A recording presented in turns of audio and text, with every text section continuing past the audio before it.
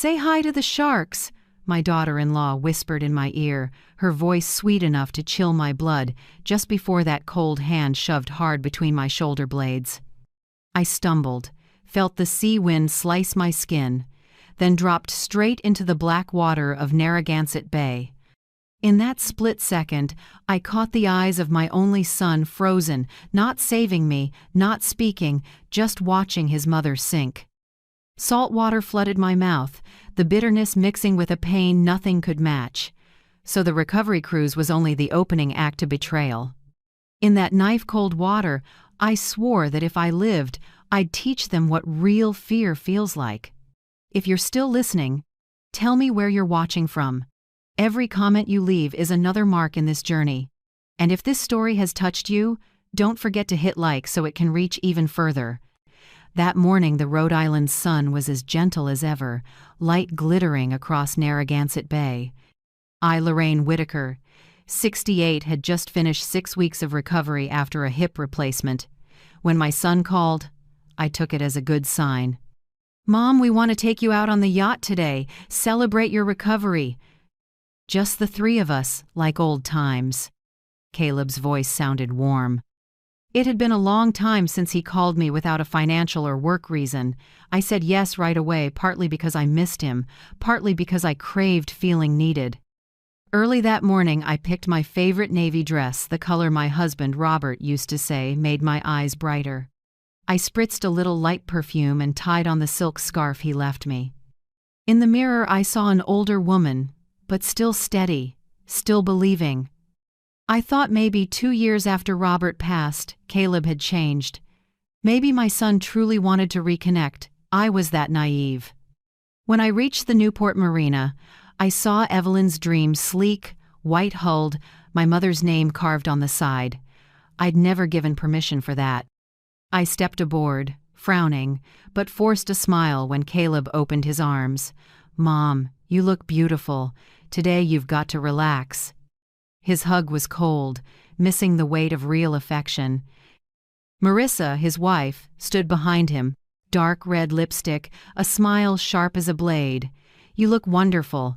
I'll make you a mimosa, something special for today." I thanked her, though my heart dipped a little. The yacht pulled away. The engine hummed, the water shimmered silver. I leaned back into the leather seat, sea breeze lifting my mostly gray hair. Everything was calm, too calm. Caleb chatted, pitching a plan to simplify everything, stressing I should worry less about assets and hand management to the younger generation. Marissa nodded, poured more champagne, and murmured, "You don't need the hassle of paperwork and accounts. Let us take care of everything." I kept my voice even. "I'm still clear enough to sign my own checks, Marissa." She smiled, eyes like needles. "Of course, Mom. It's just, sometimes people don't realize they're starting to forget the little things." A chill ran my spine. I noticed her phone on the table camera pointed at me.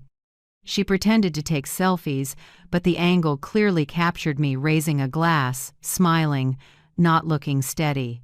I set my glass down, my voice dropping. "Caleb, I want to go back. I'm tired." My son glanced at his wife, then said flatly, "No, Mom. You need to hear us out." I looked straight at him. "You're scaring me. We just want to be sure everything's in order. You know how messy legal stuff gets if anything happens." Marissa slid in, sweet and scripted. "Do you remember what the doctor said about post-surgery? About short-term memory being affected?" I narrowed my eyes. "What are you implying?"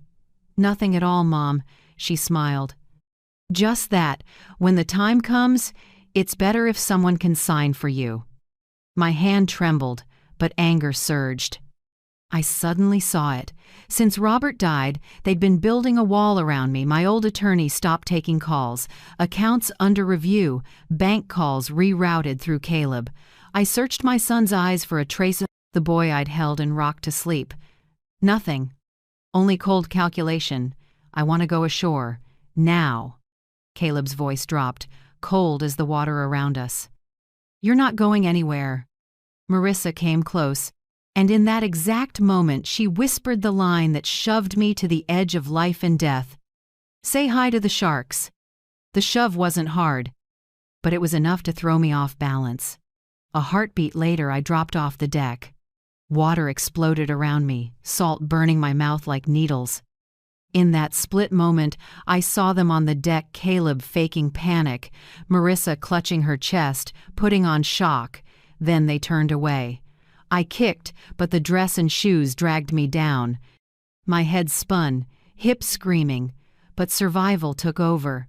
I'd swum every morning with Robert for 20 years. He used to say, "The ocean doesn't kill you, Lorraine. Fear does." I held my breath, kicked hard, and aimed for a distant light, some small fishing boat. Every yard burned. It felt like someone was squeezing my lungs, but I didn't stop. I saw Caleb's eyes as I fell, no love, only relief. I thought of Robert. He always said I was stronger than I believed. He was right. I broke the surface, coughing, and shouted hoarsely, "Help! Somebody!" A flashlight swept my way. A rough male voice barked, "Holy hell! Someone in the water! Hold that line! Pull her up!" I grabbed the rope. Sun-browned arms hauled me onto a rough wooden deck. I collapsed, shaking so hard my bones rattled. Salt, motor oil, and gasoline smoke, smells of survival. The man threw a blanket around me. "Ma'am, what happened? Where'd you fall from?" I opened my mouth, breath ragged, voice shaking. Don't call the Coast Guard. Let them think I'm dead."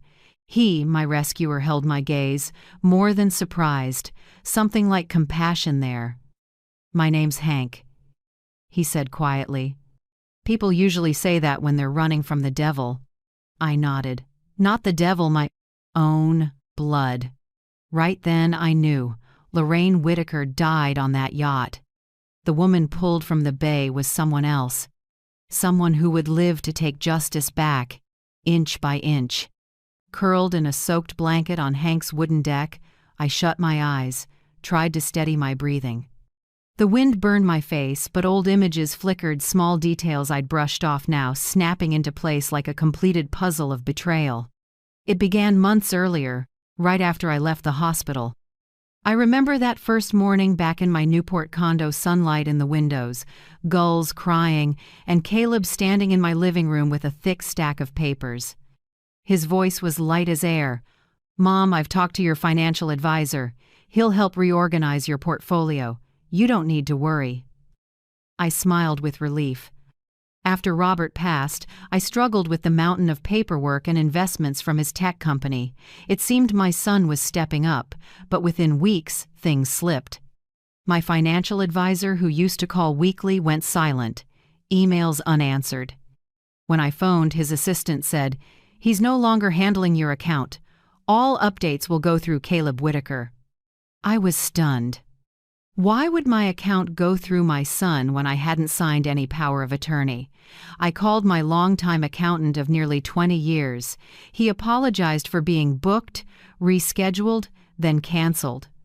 My personal attorney, Clarice Nolan, once Robert's close friend, started dodging me too. Calls went to voicemail. I left messages, sent emails, nothing. People around me vanished in sync, leaving me standing alone in a web of lies I didn't yet see.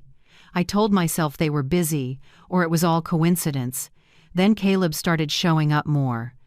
He brought fruit, pill boxes, and a soft smile. "You need me to take care of you. After surgery, your memory's more forgetful, right?" he said, with a hint of pity. I frowned. "I remember fine, Caleb. I'm just tired. Sometimes." "I know, but don't push it. You should think about streamlining assets, trusts, the company. Simplify to manage easily." It sounded caring, but his eyes held something cold, calculating. Robert used to say, "If someone says they love you but won't meet your eyes, pay attention." I didn't listen then. Next came Marissa, my daughter-in-law. After my hip surgery, she stayed 2 weeks. At first I was grateful. She cooked, cleaned, reminded me to take pills. Then oddities crept in. The painkiller bottle on the table had relabeled instructions, dosages crossed out and rewritten. When I asked, she smiled. The doctor adjusted it a bit so you can sleep. I was suspicious, but when I called the clinic, the nurse said, "We didn't change the prescription." I asked Marissa. She stayed cool. Maybe they forgot to update the system. Don't worry. One afternoon she brought papers. "Mom, this is a temporary power of attorney, just so we can pay bills for you when you're in the hospital." Purely procedural sign quickly for convenience. I lifted the pen, then froze. Robert had taught me, no one needs your signature rights if they truly want to help. I set the pen down and smiled lightly. "Thanks, but I can pay my own." Something dark flickered in Marissa's eyes, then the sweet mask returned. Looking back, each small thing was a drop adding up to a wave. I tried to believe they cared, but deep down, something was twisted. I felt watched, staged. Then came the fateful yacht trip. On deck, between waves and champagne, the last pieces clicked. Marissa kept her phone angled at me. She smiled, adjusted the lens. A family video for the memory. I saw the light reflected in the camera enough to know it was recording. I made polite comments about money, about how, if Robert were alive, he'd want Caleb to be more stable. Caleb nodded, mouth smiling, eyes cold. I see now they wanted footage of me rambling about money while tipsy. Proof I was no longer sound. As the yacht moved farther out, Newport shrank to a thin line, the water flat as glass. Fear crept in. I said, "We're too far. Let's turn back." Caleb said nothing, just raised his glass and stared at the sea. Marissa adjusted her phone. The silence was suspicious. "Caleb, I want to go back." "No, Mom. There's more to discuss." His voice went rough, every word pressed down. A vein stood out on his hand holding the glass. "We just want to be sure you're prepared in case you aren't clear-minded anymore." "Not clear-minded?" I repeated, heart clamping tight.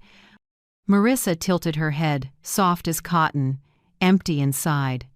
"The doctor said you forget things, right? Early signs, Lorraine. We're just worried." I didn't answer. I looked down at the water. Ripples like ribbons of glass. Then I knew. They weren't going to wait. A boating accident was perfect. No witnesses, no evidence, no crime. A woman fresh from surgery, on pain meds, showing confusion, slips overboard too easy to believe. I took a deep breath, set my hand on the rail. I started to step back, but Marissa was already behind me, too close, too ready. Caleb gave me one last look, a tiny nod like signing a contract. Then the shove light, and enough to sever every illusion I had about a mother's bond. Now, in the dim light of the fishing boat, I see every layer of deceit I'd refused to face. Every concern, every favor, just steps toward the ending they scripted. They wanted me gone quietly, leaving them everything: wealth, reputation, power, and a ticket to the luxury life I built. I shook not from cold but fury. Nearly 40 years as a mother, I thought my love was big enough that my child would never harm me. Now I know, greed can swallow anything, even blood. On deck, Hank handed me a hot cup of tea. "You've been through hell, haven't you?" I met his eyes, voice low. "They tried to kill me for money, but I'm still alive, and that is their problem." Offshore, waves kept their steady beat. I looked toward the pitch-black horizon where the lit yacht drifted toward shore, toward my own home. I knew when it docked, Caleb and Marissa would start the new life they thought erased me. But they didn't know that tonight I started over too, with one purpose: to make them pay for calling it an accident. I still remember my hand slipping from the brine, then someone gripping tight and hauling me out of the cold churn. Wind slapped my face as a hoarse voice barked, "Careful, Maya! Hold that line tight!" My body felt like stone, my breath in pieces, vision blurred by salt. Pulled onto the deck, I collapsed, shaking like a drawn wire. A thick blanket smelling of salt and diesel wrapped my shoulders, and that voice came again, warm, dry, commanding. "Ma'am, don't sleep. Look at me, can you hear me?" I nodded weakly. Yellow light fell across the weathered face of a middle-aged man, gray stubble on his jaw. Beside him, a teen girl, 16, maybe 17, poured warm water into a plastic cup, hands trembling as she offered it. "Drink, ma'am. It's cold out here." Her voice was gentle, a little shaky, but sincere. I sipped. The heat touched my lips, slid down my throat, life returning inch by inch. "Thank you," I rasped. I fell off a yacht." The man frowned. "What yacht runs this late at night? Anyone else with you? Did you slip?" I looked up at him, stranger's eyes. I somehow trusted in that light. "Not slip," I said softly. "Pushed." He froze. The girl Maya went wide-eyed. He set a hand on the wheel, silent a few beats, then asked slowly, "Do you want me to call the Coast Guard? They'll get you to a hospital, handle the rest." I shook my head fast, voice urgent. "No. Please don't. Let them think I'm dead." He swung around, assessing, not skeptical, just understanding. "You sure? Out here, not calling it in, if anyone asks. I'm sure." I gripped his hand, fingers like ice. "If you call, they'll know. And then they'll try again. Please believe me." He looked at my trembling hand, clutching his, then nodded. "Name's Hank O'Rourke. I've been on the water my whole life, seen a lot, but never anyone like you. All right, I won't call, but I'm taking you ashore to warm up. You won't last long in this cold." The wooden boat turned west, gliding through a thick, black night. Wind whipped my wet hair, freezing me numb, but inside something lit a feeling I hadn't had in years, the will to live. Maya, small, curly-haired, bright dark eyes, sat across from me, watching. "Ma'am, who did this to you? Do you want us to call the police?" I shook my head. "If you call, they'll get here before the police. You don't understand, they have money, lawyers, everything." She hesitated. "Then, what are you going to do?" I stared into the dark ahead. "Survive, and wait for my moment." Hank nodded slightly, as if he'd known the answer. As the boat nosed into a narrow inlet, he pointed. "There's a side dock. No one comes by at night. I know a place you can stay a few days. The owner keeps quiet if you pay cash." Fog clung to the dock when we tied up. I shivered, each breath turning to mist. Hank lifted me out. Maya carefully carried the blankets. Under dim streetlights stood a small 2-story wooden house with a sign, "Asha's Bay Inn, Rooms and Breakfast." The air smelled like old pastry and ginger. Hank knocked 3 short times. The door cracked open. A woman my age, brown skin, neat bun, bright kind eyes stared. "Hank, who are you bringing here at this hour?" "Someone in trouble. Needs shelter, pays cash." She looked me up and down, clothes still wet, then opened the door wide. "Come in. We don't ask about the past." "Here, here." Warmth from a wood stove rolled over me. I almost cried. The owner, Asha Patel, pointed up the wooden stairs. "Bathrooms upstairs. Hot water." "I'll bring towels and dry clothes." I thanked her, voice thick. When the hot water hit my skin, I closed my eyes and let it rinse away salt and the dried blood at my neck. In the steam, I saw Caleb and Marissa's faces smiling over their glasses as I fell into darkness.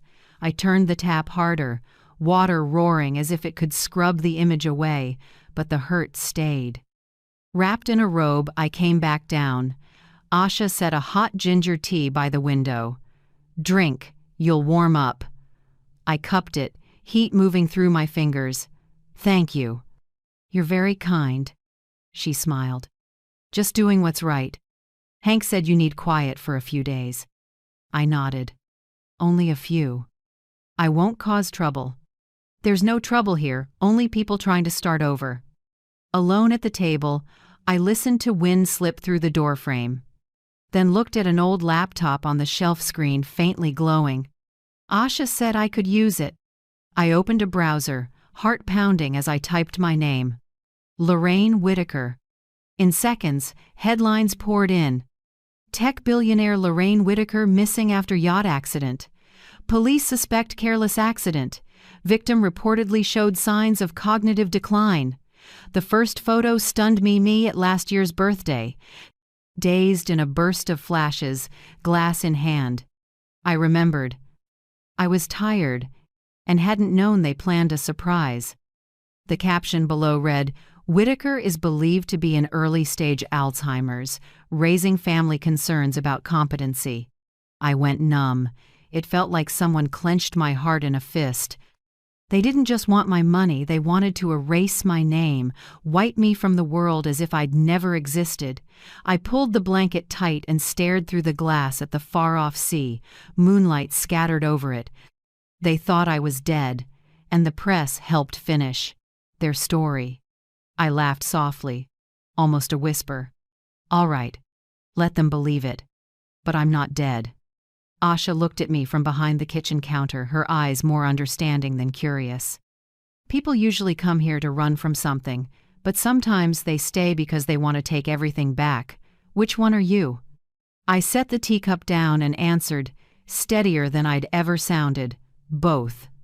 Outside, the waves still lapped gently at the shore.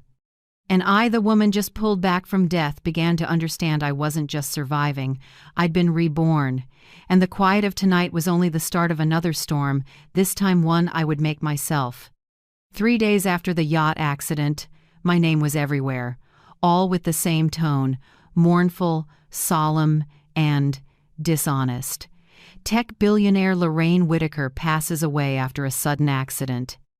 Family confirms she had been battling early-stage Alzheimer's. The press added, a private memorial will be held at Oak Ridge Cemetery. In lieu of flowers, the family requests donations to the World Alzheimer's Fund. I sat still in the small room at Asha's Bay Inn, the newspaper shaking in my hands. Beneath that headline was a photo of Caleb and Marissa holding hands, heads bowed, looking like two souls shattered by grief. They nailed their roles. I had to admit it, they knew how to paint a tragedy that made the world believe they were devoted and loving. Asha came over and set a cup of coffee on the table. You're going, aren't you? I looked up and nodded slowly. I need to see it with my own eyes, otherwise I won't believe what I'm reading. That's dangerous, I know. But sometimes to survive you have to look straight at the people burying you. That morning, the sky was a flat gray and the clouds hung heavy. I wore a wide-brim hat and Asha's dark sweater, and I walked the dirt path to Oak Ridge Cemetery. Bare branches stirred in the wind. From a distance, I saw a few dozen people gathered around the open grave, all in black. In the center, Caleb gripped Marissa's hand, head lowered like a man who'd lost his entire world. The officiant read a long eulogy about a great woman taken too soon by illness and accident. I stood behind the trees, far enough to be safe. My heart beat slow, even cold. It's a strange thing to watch your own burial while you're still breathing. I saw Marissa dab her eyes with a white silk handkerchief, precise, perfect, not a real tear in sight. Caleb's shoulders trembled, but not from emotion. I recognized that tremor, the same one he had when he lied to his father as a boy. I pulled a small notebook from my pocket and marked down everyone present. Robert's old friends, a few former employees, familiar neighbors, but 3 absences caught my eye. Edward Kane, my financial advisor, the man who managed nearly all my remaining shares. Clarice Nolan, the original trust attorney who swore to Robert she would protect me. Lisa Grady, the bank controller who approved all asset transfers. All 3 vanished. No flowers, no condolences. Too neat to be coincidence. The service ended quickly. People drifted away. Caleb set a bouquet of white flowers on the grave, then turned to hug Marissa. I saw her hand smooth his back, and a thin, sharp smile flickered when no one was looking. I understood then. To them, this wasn't a funeral, it was a victory day. When the crowd had gone, I moved closer, my steps quiet as a shadow. The new stone bore my name, Lorraine E. Whitaker, 1957, 2025. Beloved mother, visionary, gone too soon. I read each word, then let out a small laugh. Beloved mother. Sure. They picked that line to convince everyone the family bond was intact. The wind rose, tugging loose strands of hair across my forehead. I set a single white daisy on the wet soil, not for the deceased, but for myself, the one just born again. I walked away, leaving that carved stone like a screen for what I was going to do next. That afternoon, back at the inn, Asha was making tea. I told her everything, detail by detail. She listened, then asked quietly, "Do you think they did this alone?" "I don't know yet," I said. "But I feel someone's behind them, someone who knows the law and cleared the path step by step." Asha nodded, then said slowly, "In this town, there's a name people mention when they want things done clean and fast: Bianca Mercer, an attorney who specializes in asset transfers, trusts, and settling ownership. I saw that name in a murky dispute last year. You might want to check." I wrote it down immediately. The name landed like a puzzle piece snapping into place: Bianca Mercer. I remembered the initials I'd seen in the files at Caleb's BM, at the end of every Project Lorraine note. Maybe that was her. That night, after Asha was asleep, I opened her old laptop and went back online under an alias. I started scanning anyone tied to my assets. The deeper I dug, the worse it looked. Trusts that once had my name were now temporarily transferred to an entity called Mercer and Hale Advisory Group, Hale being Marissa's last name. It felt like someone squeezed my chest. Everything had been arranged carefully, cleverly, almost legally. I opened a new note and listed everyone with access to the trust systems: Caleb, Marissa, Bianca Mercer, and Edward Kane. I drew arrows between them, marking connections by job, timeline, and benefit. A network began to form. At its center was MT, the initials I'd seen on the Project Lorraine notes. I wondered if that stood for Mercer Trust or Mercer and Torres, or something else I hadn't uncovered yet. The clock was a little past 11 p.m. Outside, the wind hissed through the doorframe, and thin moonlight fell over the financial map I'd sketched on paper. I stared at the circled names, a chill running down my rare back. The more I thought, the more certain I was that Caleb and Marissa were only pieces on someone's board. Behind them stood a person who knew the law well enough to turn murder into asset transfer due to incapacity. And the name Bianca Mercer was the key to the whole lock. I closed the notebook and took a long breath. The fire in the stove flickered, casting orange light onto the old walls. In my head, things were clearer than ever. If I wanted justice back, I had to return to where it began, the old house I once thought was safest, now likely hiding the truths they believed I'd never come back to find. I stood, pulled the curtain shut, and looked at my reflection in the glass. That face looked different, not the frail woman shoved off a yacht, but someone quietly preparing to come back from the dead. And tonight, I swore, I would hunt down the people who wrote my obituary while I was still alive. That night, the Newport sky was thick with sea salt gray blue.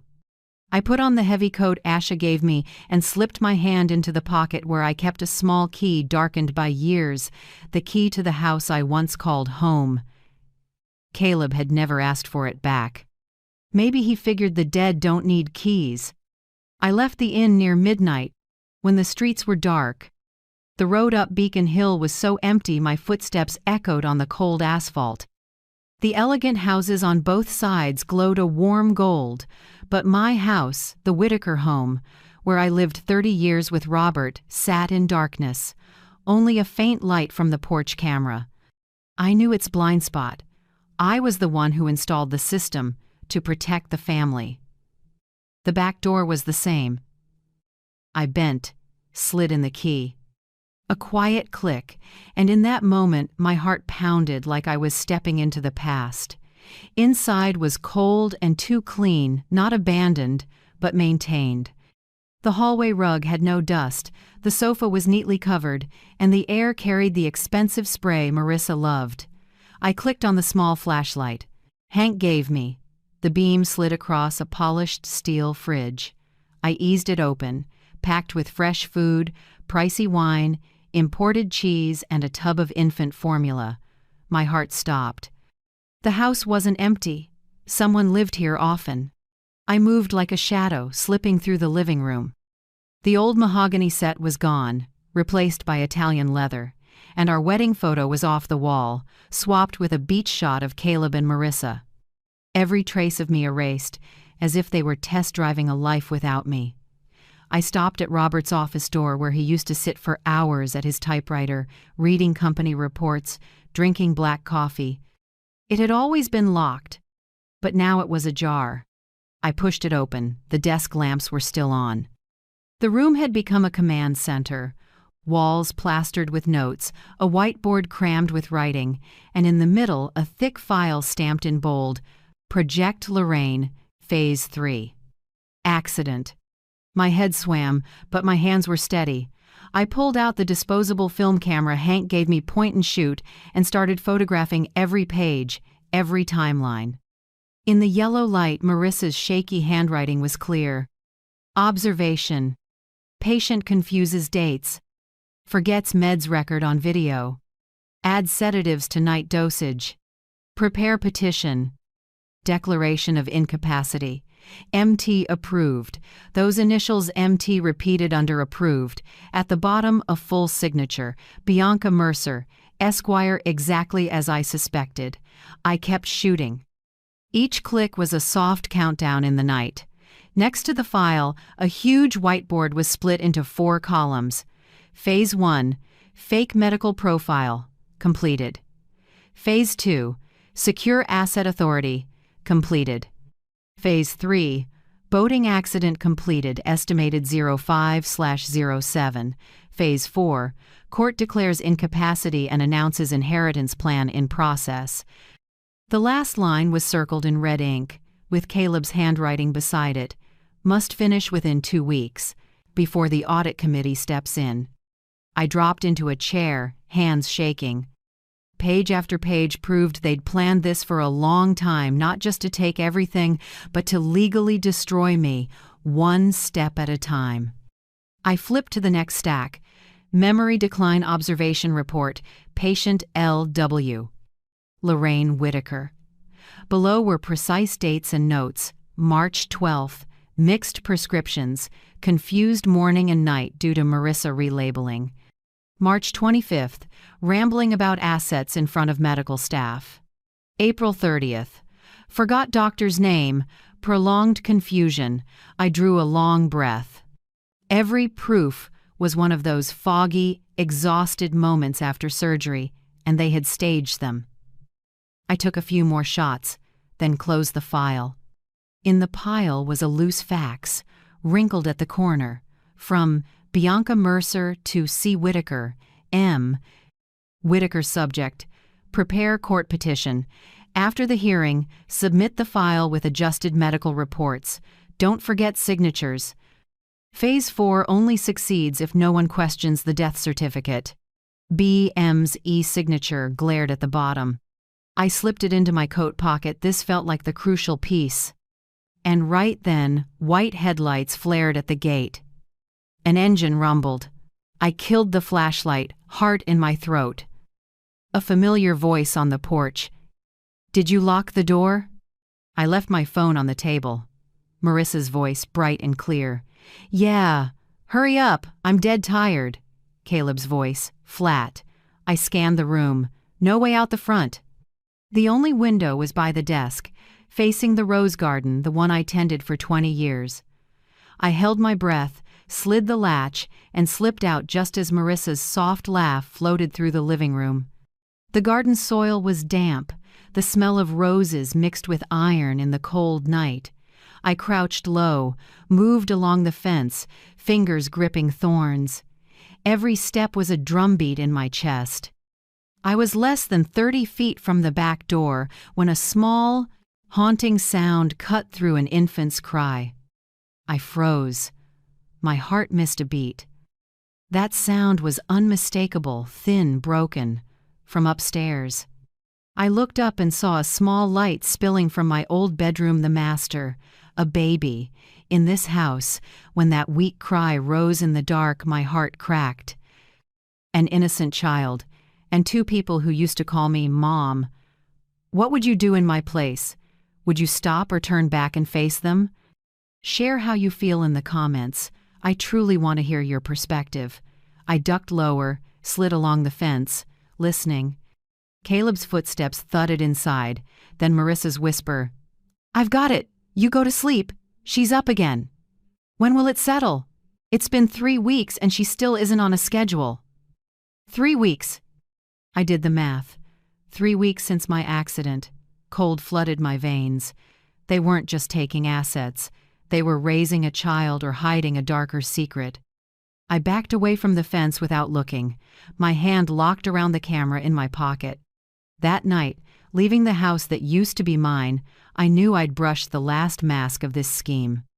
And that cry, thin and relentless, followed me all the way back. I barely slept that night. The baby's cry kept echoing in my head, clinging to every heartbeat, reminding me that something worse than betrayal lived in that house. Caleb and Marissa had never said they had a child. No friends knew, no posts, no announcements. In their world, everything got shown off: new house, new car, pricey vacations, yet something as big as a baby was silent. That could only mean one thing: the child wasn't born normally. I got back to the inn near dawn, still shaking with cold and fear. Asha woke as I walked in, but only looked at me without asking. She set a hot tea on the table, let me sit, then gently asked, "What did you see?" I stared into the steam, my voice tight. "A baby, in that house, newborn about 3 weeks. Asha frowned. "Have they told anyone?" "I don't think so. They're hiding her. I don't know why yet, but I'm sure she's tied directly to their plan." I remembered the lines in those files: "Prepare for legitimate heir." I hadn't understood then, but I did now. They needed a child with the Whitaker name to shore up legal claims after my death. A perfect heir to a multi-billion-dollar estate. I told everything to Hank when he came to fix Asha's generator that morning. He listened, then said, "You need someone who can dig without raising alarms. I know a guy, Evan Ross. Private investigator, used to work Boston PD, quit because he couldn't stomach buried evidence. He's quiet, honest, and he owes me." That afternoon, Evan showed up. 40s, tall, the worn face of someone who'd seen too much filth. He shook my hand, eyes steady, neither nosy nor pitying. "Hank says you need to look into a baby and 2 people who tried to kill you." I nodded and handed him the photos I'd taken in the house. He flipped through them, his gaze locked on Project Lorraine. "This isn't just asset theft. There's a whole legal pipeline behind it.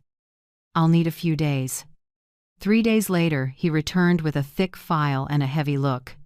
"I found where they've been going for months," he said. "A high-end fertility clinic in North Boston, North Shore Family Wellness Institute. They don't advertise, only take clients by referral. But I could access their parking lot cameras." He opened his laptop and ran a stream of security images. Clear shots of Caleb and Marissa, black coats, sunglasses, walking into the clinic at different times. One photo showed them carrying a thick envelope. Another had Marissa speaking with a woman in a lab coat at the back door. "Cash," Evan said. I checked internal accounting. There's a large payment, $220,000, labeled special consulting fee. "No. Invoice. No. Source." I leaned back, dizzy. "You think they hired a surrogate?" Evan nodded. "I don't just think, I know. North Shore runs something called the Private Heritage Program, a hush-hush surrogacy service for the ultra-rich who want a baby without their names in medical records.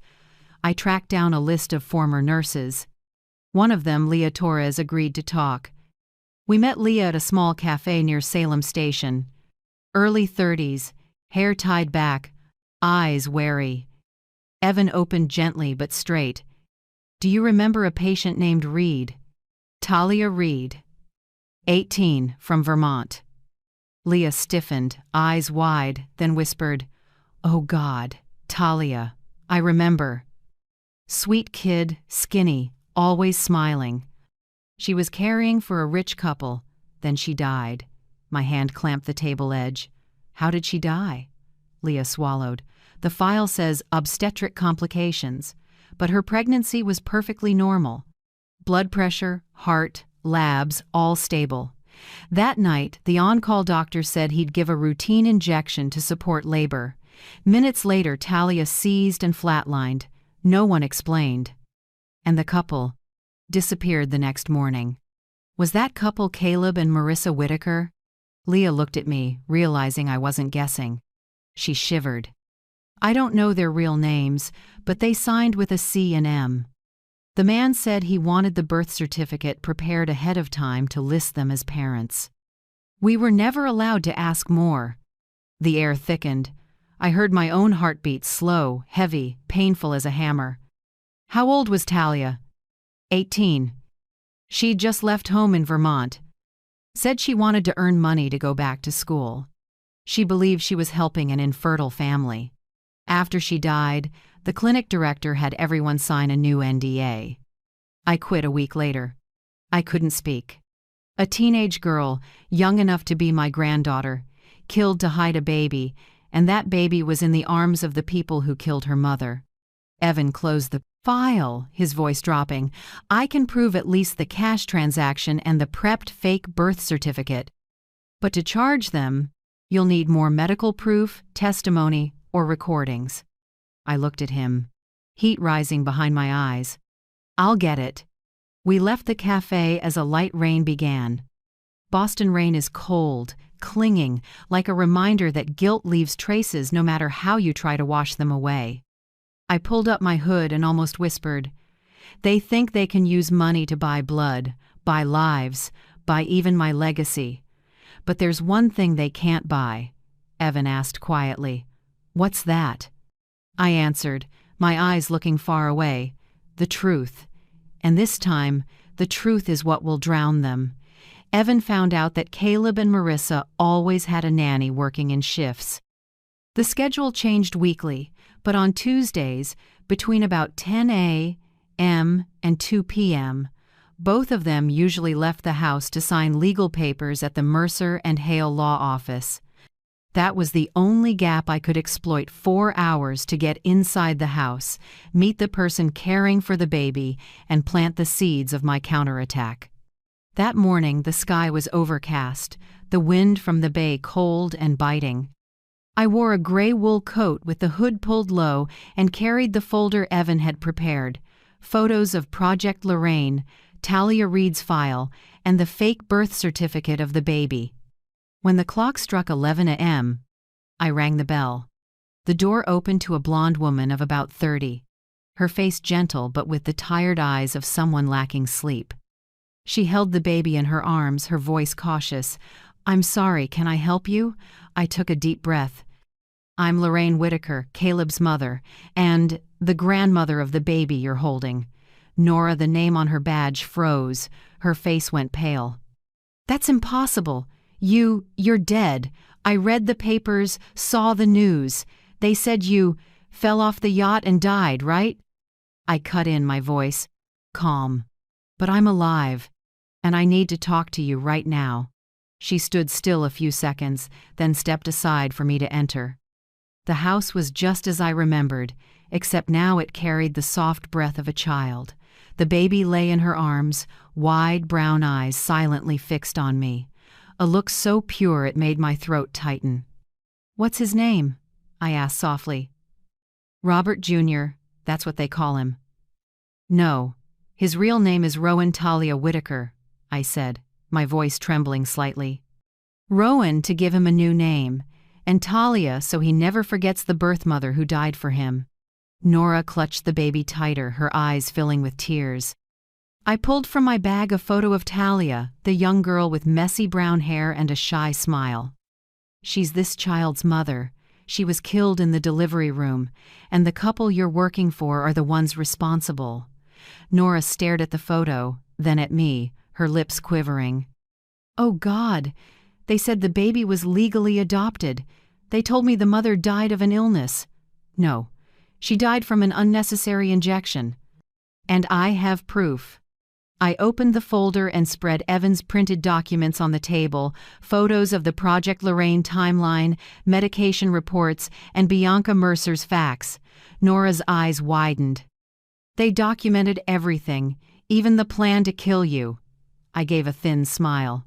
Yes. And now I need you to help me record the final part of this story. I laid a hand on her shoulder, speaking slowly. You stay here. Keep caring for Rowan as usual.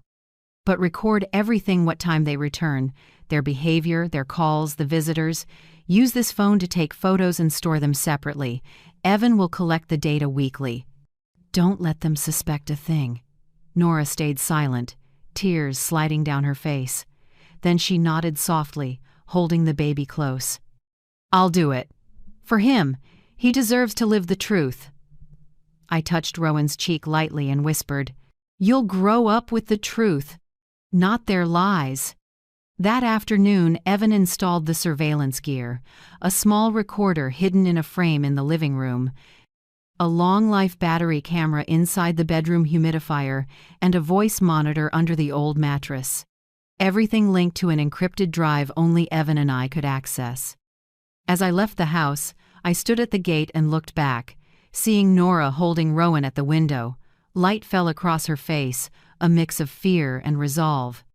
I knew I had found a priceless ally, not a detective, not a lawyer, but another mother ready to protect an innocent life.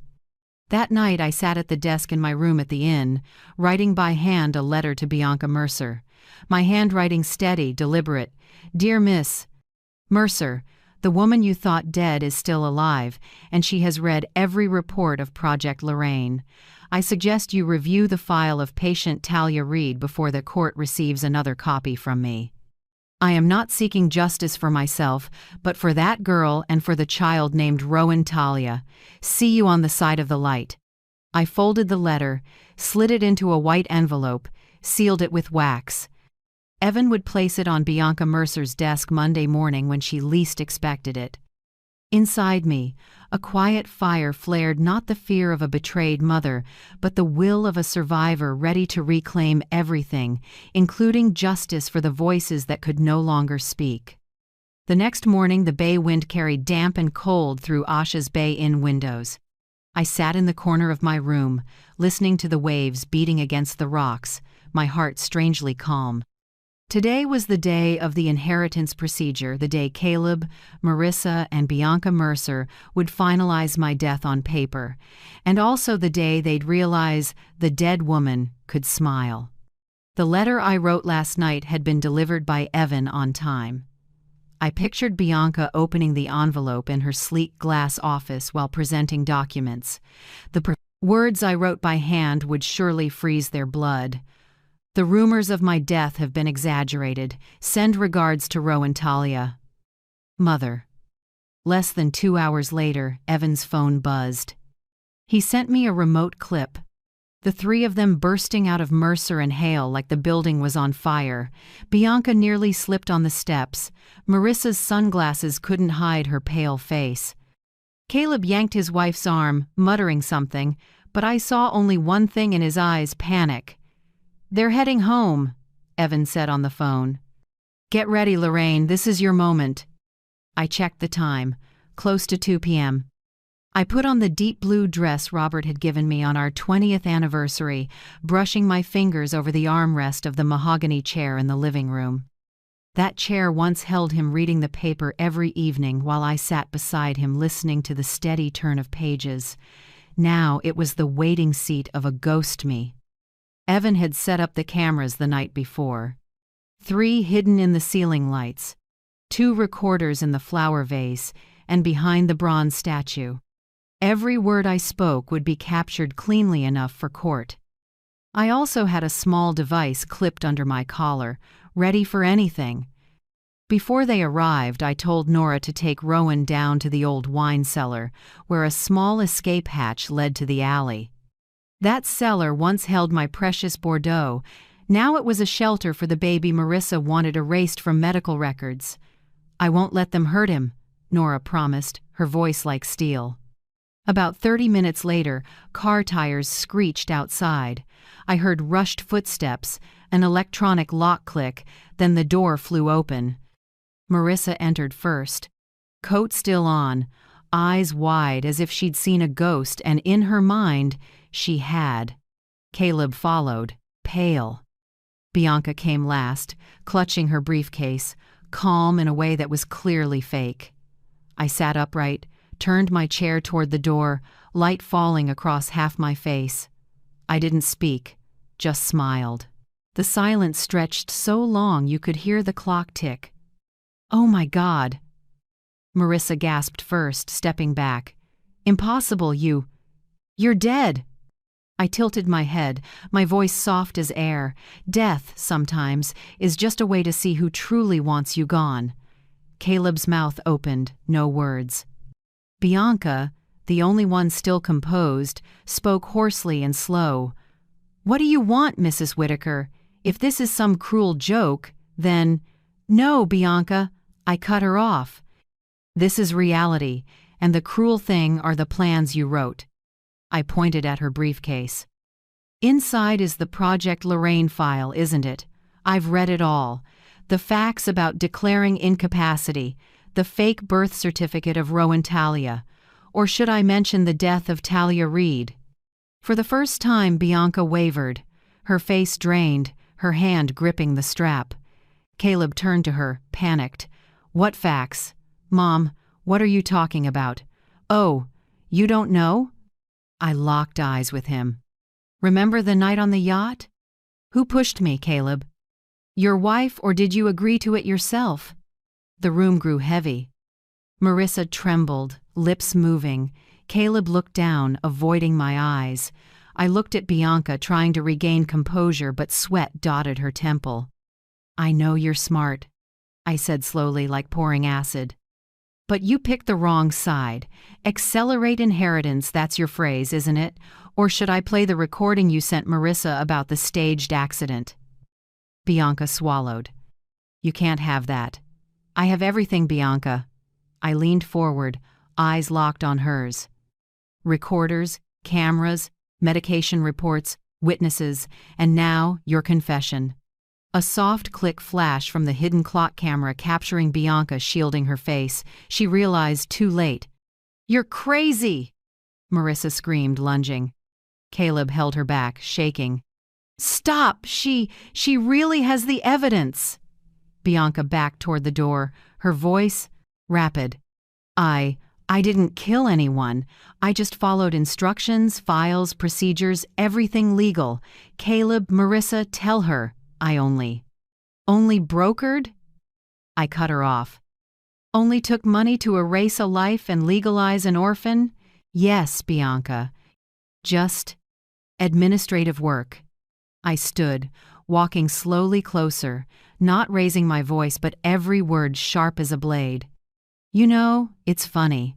I used to think the scariest death was drowning. But now I see real death is when people still breathe but have no conscience." No one answered, only the faint cry from downstairs, Rowan, calling his mother's ghost into the storm of silence. Bianca flinched, stepping back. Evan, watching through the cameras, chose that moment to activate the hidden speaker. His voice came low and distorted through the walls. "Newport police are on their way. Stay where you are." Bianca's face went white. Marissa's hands dropped. Caleb collapsed into a chair, burying his face in his palms. I turned, walked slowly back to my old chair, sat down as if I'd just finished a regular meeting. Before the police arrived, I spoke softly, just enough for the recorder to catch every word. "You called me a ghost. But I'm the ghost who smiles, and I just watched the living bury themselves. The door slammed open with a hard crack that rattled the window frames. Marissa screamed, clutching her chest like she'd seen a real spirit. Caleb froze in the doorway, his pale face still holding the shaking keys before they clattered to the floor. I stood in the living room, the same space they'd arranged to remember me after my fake funeral. Afternoon light streamed through the frame, shining on me and the baby in my arms. Rowan Talia stirred, his tiny face flushed in the light, wide eyes open. His faint cry mixed with Marissa's ragged breathing. "What are you doing with my child?" Marissa shouted, her voice hoarse with fear and rage. I shrugged slightly, holding the baby tighter. "Your child? No. This is Rowan Talia Whitaker, the child of Talia Reed. An 18-year-old girl who cared for you and died after a routine injection at North Shore Family Wellness Institute." The room went silent. Caleb opened his mouth, shook his head. "No, that's not true. You can't know that." I looked straight at him, my voice slow, each word heavy as stone. "I know everything. The $220,000 in cash. The video of you and your wife entering the clinic, Bianca Mercer's fax. And this." I opened my bag, pulled out the thick file, spread it across the wooden table. Photos, receipts, screenshots, and on top, the Project Lorraine, Phase 3, accident page. Marissa's eyes went wide, swallowing hard. This is attorney-client material you stole?" "No." I cut her off. "I photographed it in this very house, in Robert's office. The house you're living in thanks to forged transfers. And I have the right to take back everything, including my name." I set the recorder on the table, pressed record, the red light blinking. "Under Rhode Island law, one-party consent is enough. And I'm that party." Marissa backed up, her voice low and hard. "What do you want? Money? Or just to see us on our knees?" I laughed softly, cold. "No, Marissa, I want justice. I want everyone to know you tried to kill me and killed this baby's mother." Caleb raised his hands to his face, murmuring, "Marissa, stop talking." But she didn't. Panic turned to aggression. "You have nothing. These papers are fake. These photos could be staged. If you think you can undo this with some amateur tricks, then..." I pulled out Talia Reed's notebook. Evan had gotten it from Nurse Leah. I opened to the last page, the handwriting still shaky. "Tomorrow they'll give me the shot. The doctor says it will be easier. I just want to live to see the baby once." I looked up. "She has never got that chance. But I did, and I'm holding him now." Marissa went silent. Her face drained. Caleb trembled in the chair, staring at the baby like facing his own guilt. I looked at them both, my voice low. "Bianca may have been caught first, but you two can't hide forever. I'm giving you 24 hours. In that time, hand over all devices, sign statements about working with Mercer, and send me copies of the financial records. Do it, and I won't pursue attempted murder charges. I only demand the truth in court. If not..." I bent and kissed Rowan's forehead, then looked Marissa in the eye. "I'll let the FBI, family court, and national press have it all. Not just Talia's death, but the money laundering in your charity fund." The words sliced the silence. Marissa's mouth opened, but no sound came. Caleb's shoulders slumped, his head dropped. For the first time, he didn't look like an enemy. He looked like a lost boy caught in his wife's game. You wouldn't dare," Marissa said weakly, a last reflex. I raised an eyebrow. "You think so?" Then pulled out my phone and played Bianca's recorded voice. "Accelerate the inheritance process before she rewrites the will. An accident is the safest choice." Bianca's voice filled the room, cold and clear. Marissa's face shifted from pale to crimson. Caleb jumped up, yelling, "You lied to me! I thought it was just fake medical records." Marissa backed away, trembling, tears spilling. I did it for us. For the future. You don't understand. Your mother would never give you a cent. I gave you, Caleb." I cut in, looking straight at my son. "I gave you everything. But you let someone teach you how to trade your mother's trust for money." He dropped back into the chair, silent, hands on his head. I closed the file and slipped it into my bag, my voice firm. 24 hours from now. If I don't get confirmation, every copy goes to the press and the federal prosecutor. Don't try anything stupid. The cameras in this house are still live. I stood, walked to the door. Rowan stirred. I handed him to Nora, waiting in the hall, whispering, "Keep him safe. His mother died for the truth. We can't let her die in vain." I left in silence. Behind me, Marissa's choked sob rose, then a door slammed hard. I knew they wouldn't sleep tonight. As I stepped into the yard, I saw Evan waiting by the car, his cap pulled low. He looked at me, asked, "They agree?" I shook my head. "Not yet, but they will." Someone like Marissa can't stand being cornered. Evan lit a cigarette, white smoke curling in the sea breeze. "If they don't choose right?" I smiled cold. I already guessed. And they've just called the cleaner. The real game starts now. I couldn't sleep. Since leaving that house, every cell in me was stretched, listening for any unusual sound. All my senses were on alert, as if even the wind at the window could turn dangerous. Around 4 a.m., my phone vibrated. Evan. His voice low, urgent, clipped. "They're hiring a cleaner from New York, a man named Darian Holt. I've heard of him, handles post-event problems for the financial elite, never leaves a trace."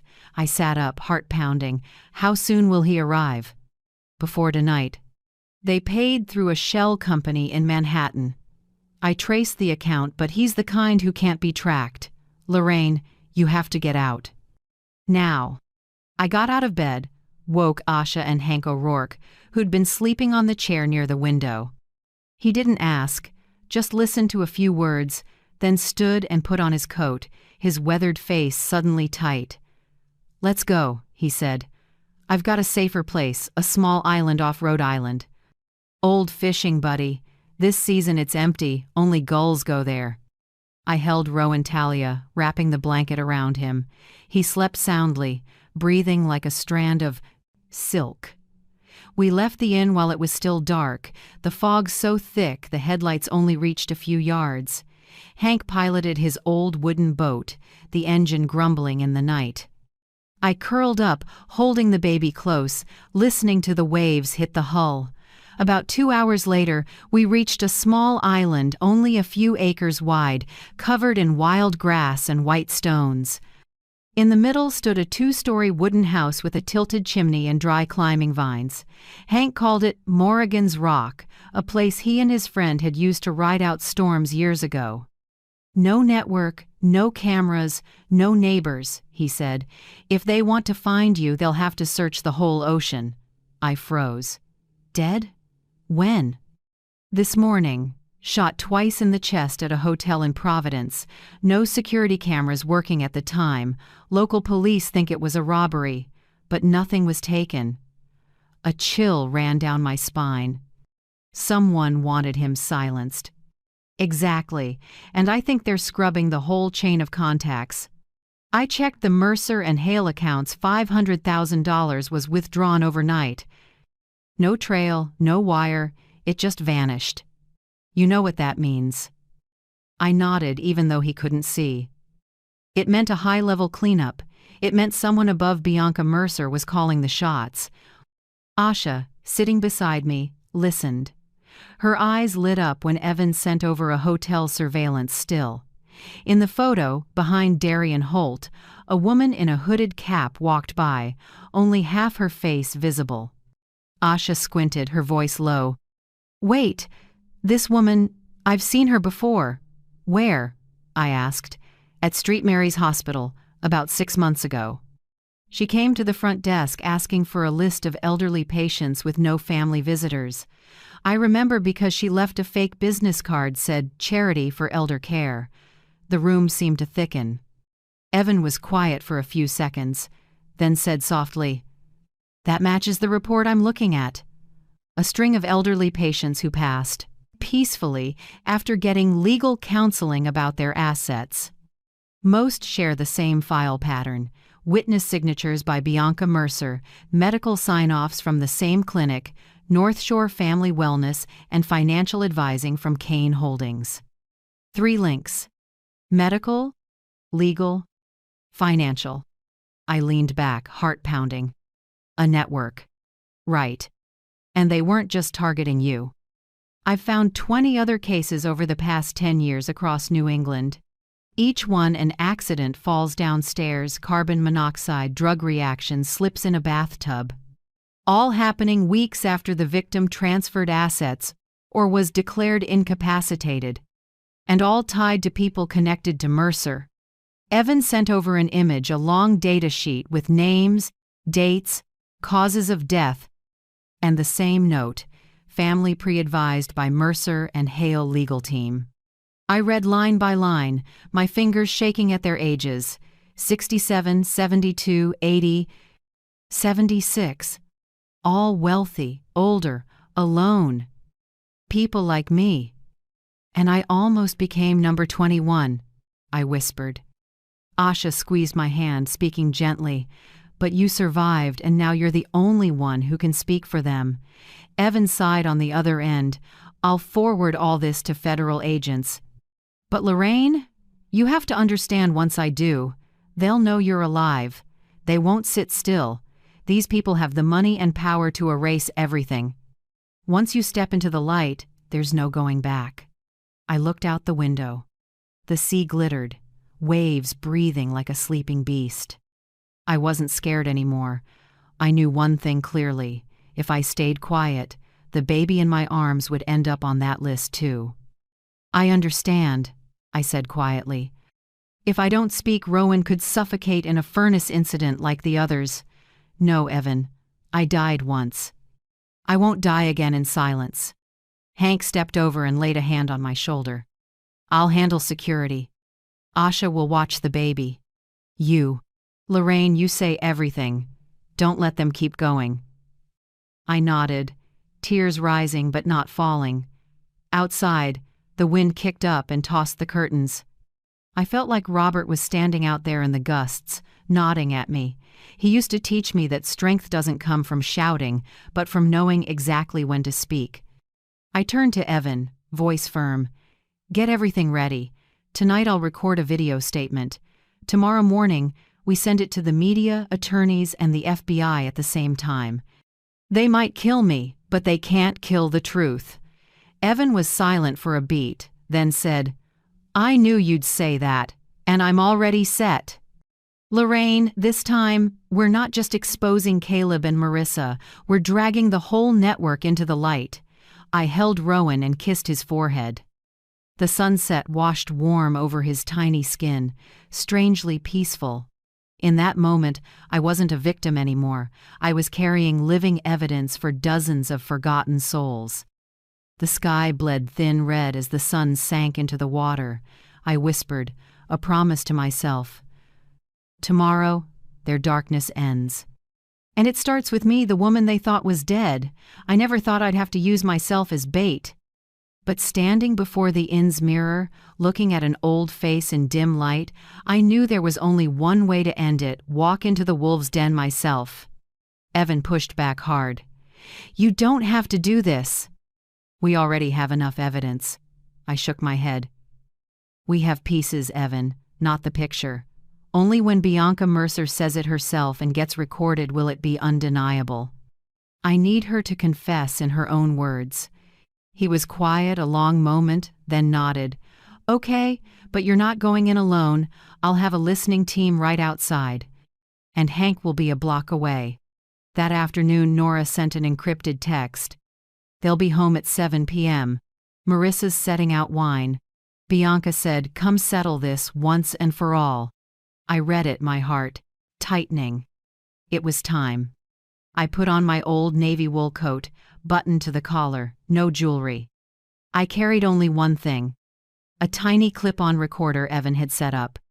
Inside the house, Nora had already planted 3 more devices, one in the fireplace mantel, one behind the landscape painting, and one under the dining table where voices carry best.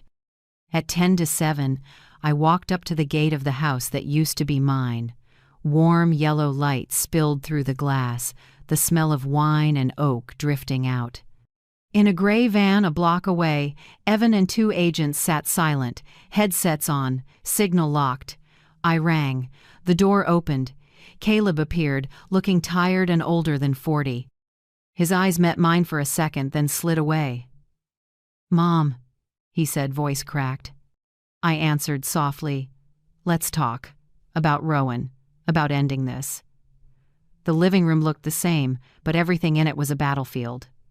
Marissa sat on the sofa with a glass of wine, a half smile. "I knew you'd come. Old people like you can't stand seeing your money in someone else's hands." I didn't reply. I sat, set my bag on the table, eyes sweeping the room, every corner recording. And at exactly 7 p.m., Bianca Mercer walked in. Neat, polished, a faint, expensive perfume filling the room. She smiled like this was a contract signing. "Mrs. Lorraine Whitaker," her voice smooth as silk. "I'm glad you finally chose to sit down. I believe we all want to end this, peacefully."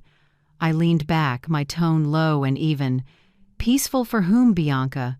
For the people you were leased, or for the ones living off their corpses?" Her brow lifted slightly, but she didn't deny a thing. "We provide a peaceful end for those with no one left. You must understand, Lorraine, the system is complicated. Many people want to go gently." I looked straight at her and pressed the words, "How many?"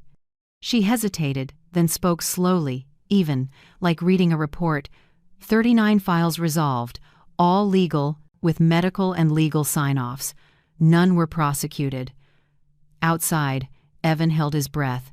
Every word Bianca spoke was being captured as clean as a hammer strike.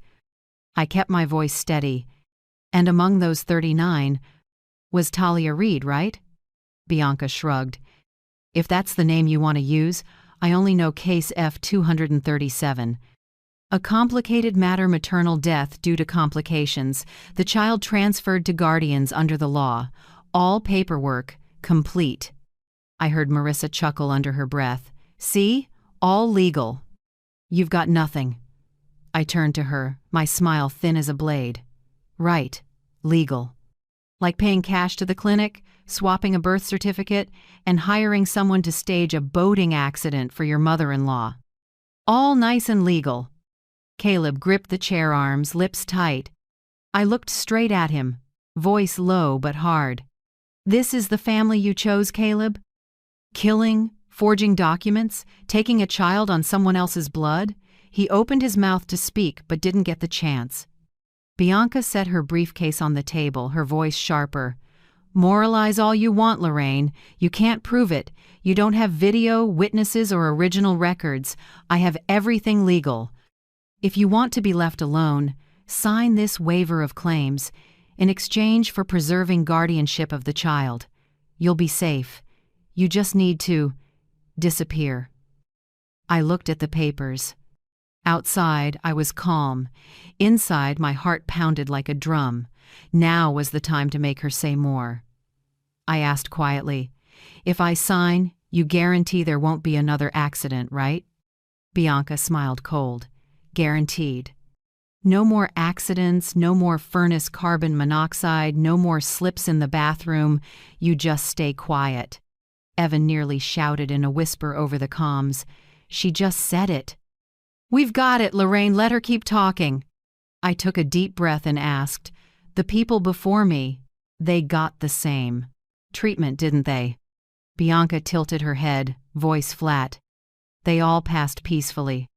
Some chose sleeping pills, others were helped with gas. We call it a humane ending. Don't pretend to be shocked, Mrs. Whitaker. This world runs because of people like us, people who know when to drop the curtain." I was silent. 1 second, 2. Then from the door came 3 hard knocks, dry and sharp like a judge's gavel. "Newport Police, open up!" Marissa jumped up screaming. Caleb froze, useless. Bianca whipped around, but it was too late. Evan and 2 federal agents rushed in, reading the warrant. "Bianca Mercer, you're under arrest for serial murder, financial fraud, and legal manipulation." The room exploded. Marissa screamed. Caleb collapsed into a chair, and I sat still, staring straight at Bianca. They cuffed her. Her eyes were full of hate, but the confidence was gone. "You set me up," she said low. I answered softly, eyes never leaving hers. "No, Bianca. You set yourself up." I just turned on the light so everyone could see. Outside, sirens wailed, blue and red washing the windows. I bent to pick up the file she'd tried to hand me, then tore it in half and let the pieces drift to the floor, the dry rip sounding like the close of a long chapter. As for me, the woman once shoved into the sea, I could finally see the shore. The next morning, Newport felt like it had woken from a long storm. On the streets, people buzzed about the stunning arrest. High-profile attorney Bianca Mercer accused of serial murder, financial fraud, and legal manipulation. Her face was on the morning news, vacant eyes, tangled hair, a once proud expression stripped down to failure. I sat in a small room at the police station, first light slipping through the window onto the wood table. Evan stood beside me, hand resting lightly on my shoulder. "Everything you did, it was worth it," he said quietly. "We have the full confession, including her line about the resolved files. The FBI has the case. The whole network is coming into the light." I just nodded. Every feeling in me was wrung dry, leaving a quiet emptiness. Maybe this is how it feels to come back from the dead, not joy, not gloating, just relief to still be breathing. Caleb and Marissa were held as co-conspirators and for fraud in the inheritance filings. Passing the interrogation room, I saw my son hunched over, hands shaking on the table. He looked up, eyes red. "Mom, I'm sorry." I stopped, looked at him a long moment. "Sorry won't erase it, Caleb, but if you tell the truth, maybe there's a part of you still worth saving." He nodded and turned away, shoulders trembling. For the first time in years, I felt no anger, only pity for a son who let greed and fear lead him. 3 days later, I left Newport and went back to the little island where Asha and Hank were caring for Rowan. The baby was smiling now, big brown eyes catching the morning light. I picked him up. The smell of formula and sea salt softened me. "You're proof that light can grow back out of darkness," I whispered. Asha smiled, hand on my shoulder. "You did what no one else dared, spoke for the silenced." I smiled, looking out to the water where the sun was climbing. "I'm just a survivor, and I owe a debt to those who died for the truth." In the weeks that followed, media across New England ran a series called The Mercer Files. More than 20 peaceful passings were reopened. Families came to me, hugged me, thanked me for not staying quiet. A special court was set up to review incapacity rulings. My name was removed from the deceased list. I, Lorraine Whitaker, was officially brought back in the eyes of the law. On the day I testified, I wore a black coat and pinned on Robert's silver brooch. I looked around at the faces of families waiting for justice, people like me, who'd lost someone and been told they had no right to know. I spoke evenly, firmly. Those who claim peace at the end turned the trust of the elderly into a marketplace. I'm not afraid of dying anymore. I already died once. What I fear is silence. And today, I'm not silent. The trial ran 4 weeks. In the end, the verdicts came. Bianca Mercer, life without parole. 2 doctors at North Shore, 18 years. Clarice Nolan and Edward Kane, co-conspirators, 8 years each. Marissa got 12 years. Caleb received 5 years of community supervision and was permanently disinherited. Carrying Rowan out of the courthouse, a sea wind lifted his little blanket. He smiled up at me, wide-eyed, not understanding a thing. Maybe he'll grow up never needing all the details, only that there was a mother, a grandmother, and a world that paid a price so he could live. That evening on the island, I wrote the final lines in my journal. "Robert, you once said life is a series of lessons in courage. Now I understand courage isn't not being afraid. It's moving forward while you're still shaking. Rowan will grow up in love, not in schemes." And I at last get to live as myself, free, light, and true. I closed the notebook and looked out at the sea. The night was calm. Moonlight silvered the water, shimmering like a warm farewell to all the forgotten souls. Rowan let out a small cry. I pulled him close, patted gently, and whispered, "Sleep, little one. The world is quiet now." Then I turned to the small camera Evan left, switched it on, and looked straight into the lens. I knew the video would be posted as the final chapter of the series. I spoke slowly, as if to anyone watching from a quiet living room, a hospital bed, or the loneliness of old age. If you're hearing me, remember you're never too old to say enough. Believe in the value of your own voice. Sometimes a single honest word can topple an empire of lies. I paused, then smiled softly. I'm Lorraine Whitaker. I'm still here. And you, where are you watching from? Drop your city in the comments so I know how far this voice has reached. And if my story touched you, please subscribe, or simply share it with someone who needs hope. Thank you for staying till the very end. Outside the window, dawn lit the water, wiping away the night. I lifted Rowan, smiling as he beamed in the first light. An old chapter had closed. And I, the woman once shoved to the bottom, had finally surfaced, not as a victim, but as a witness to justice reborn.